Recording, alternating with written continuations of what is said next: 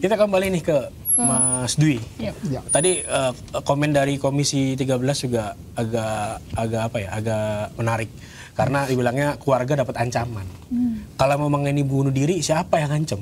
Karena kalau bunuh diri kan personal nih gitu kan, ya personal, urusan gue pribadi bunuh diri. Tapi kok ada yang ngancem gitu kan? Apakah apa nih indikatornya kalau dari kuasa hukum dia, pihak keluarga sendiri ngeliatnya seperti apa? Jadi ada 3 hal yang diterima oleh dialami oleh keluarga. Yang pertama tanggal 9 Juli, sehari setelah kematian itu, setelah tahlilan malam jam 9 itu ada seorang pakai hoodie laki-laki mengantar amplop coklat, lalu diterima oleh ART-nya. Lalu setelah dibuka adalah styrofoam bergambar bintang, lalu bunga, lalu satu lagi hati. Si pengantar bilang ini untuk Arya Daru. Jadi jelas-jelas itu dikatakan untuk Arya Daru, sehingga setelah dibuka itu jadi kami menilai loh kok ini ada sesuatu, dan itu sudah kami sampaikan ke pihak Polda waktu itu. Keluarga sudah menyampaikan ke pihak Polda didampingi Kompolnas sekitar tanggal 20. Dan tapi itu tidak di expose lagi pada saat gelar perkaranya atau hasil penyelidikan yang disampaikan ke keluarga, sama sekali tidak. Beberapa hal misalnya dari lalu kuburan setelah sekitar tanggal 27 itu kuburannya diacak-acak. Diacak-acak. Bahkan tadinya ada bunga dan sebagainya sudah nggak ada, jadi tinggal tanahnya aja. Diacak-acak atau coba digali lagi? Ada kayaknya bekas galian tapi nggak sampai ke bawah ya. Nggak sampai ke bawah. Lalu terakhir tanggal sekitar bulan September ini sekitar tanggal 16-an itu ada ini persepsi kita aja, ada bunga yang dijajarin beruntun dari ujung kepala sampai ujung kaki, bunga mawar gitu ke depan. Nah, itu yang kita tanya siapa yang ini, nggak ada yang tahu. Di rumahnya atau di kuburannya. Itu sih. Dan yang saya kan hubungan saya dengan pihak Pita itu suaminya, istrinya korban. Istri saya dengan ayahnya Pita itu sepupuan. Jadi kami kenal terakhir kami ketemu waktu Lebaran bulan April kemarin. Jadi kami kenal cukup dekat dengan keluarga mereka. Dan Pita itu tidak saya nggak tahu setelah kejadian itu sampai terakhir tanggal kemarin minggu lalu Sabtu itu masih, kalau orang Jawa bilang lenglengan, Mbak. Lenglengan. Jadi lenglengan itu apa ya? Itu apa ya? Jadi kayak saja. Bengong gitu, terus sering ini. Dia hanya berkegiatan untuk kepada anaknya aja. Tapi setelah kalau ini lalu kebetulan saya juga ahli terapi. Saya Profesor Tension and Trauma Research TRE. Saya udah lama, udah 15 tahun saya ngajar itu. Saya coba terapi hari Jumatnya, alhamdulillah hari Sabtunya dia bisa speak up. Makanya Sabtu kita bisa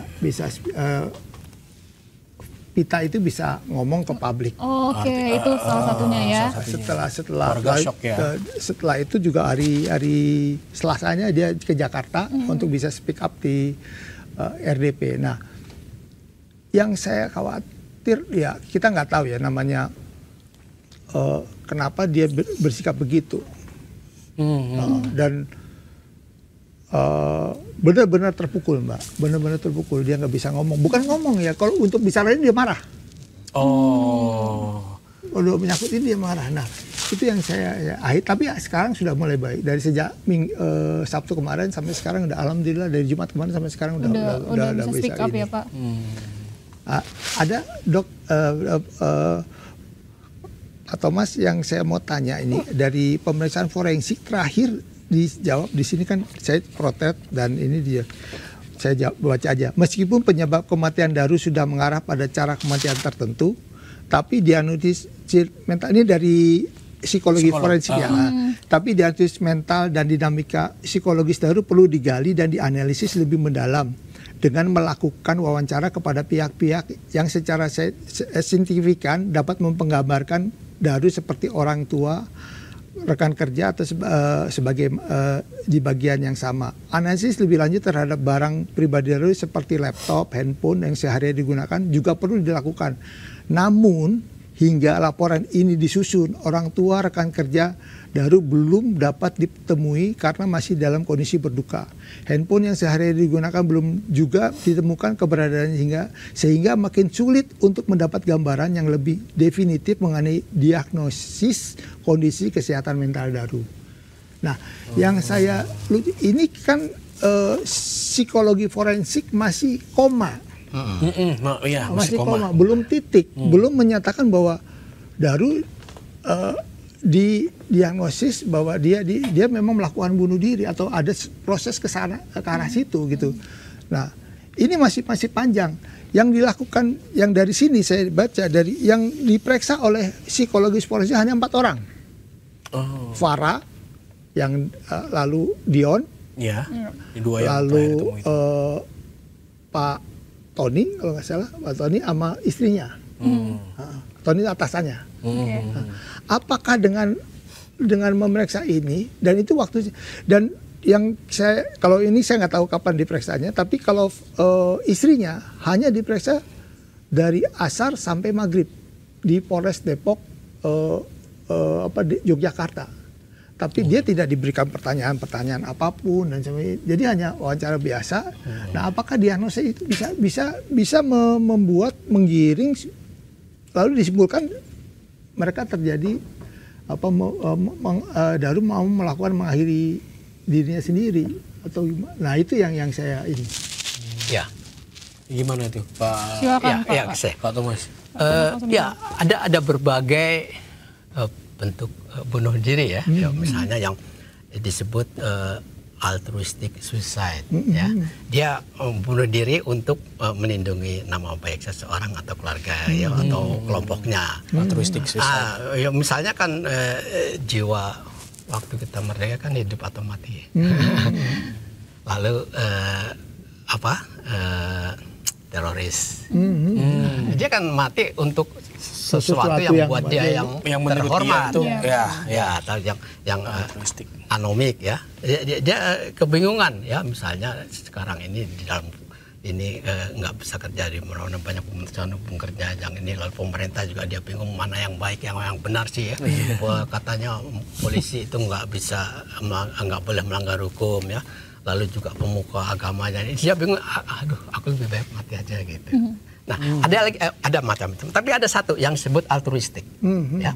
Itu sangat mempengaruhi orang. Altruistik itu karena ada berbagai ancaman, ya, yang dia tidak bisa mengatasi, ya, itu ya ancaman itu kan.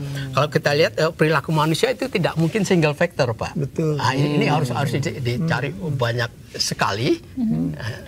Baru ini kira-kira gitu ya. Dan ahli psikiater mengatakan kalau Anda punya gejala ya, saudara atau ini ada keinginan dia bunuh diri, cepat-cepat pergi ke psikiater. Itu. Nah, saya nggak tahu, tapi kan kalau nggak salah ya, salah dengar itu juga polisi mengatakan korban itu pernah pergi ke satu tempat ya, yang dia ingin bunuh diri. Nah, ini perlu digali ya. Nah, yang kedua tadi handphone. Ya. Handphone itu sekarang otak manusia, Pak. Jadi pembantu saya aja punya handphone lebih dari satu, saya cuma satu ya. Jadi mungkin satu ini untuk keperluan ini, satu untuk ini. Nah, yang satu yang sampai sekarang tidak ketemu katanya ya, itu juga merupakan satu sumber data informasi yang penting. Apa isinya gitu. Nah itu, jadi semua pertanyaan. Nah ini kan kadang-kadang orang kalau ditanya psikiater itu juga nggak semuanya terbongkar. Kesulitannya di sini, apalagi menyangkut nama baik dia dan keluarga. Nah ini sangat tertutup, dia hanya menjelaskan bla bla bla aja yang tidak bisa. Tapi Pak Thomas, aku izin nyela ya.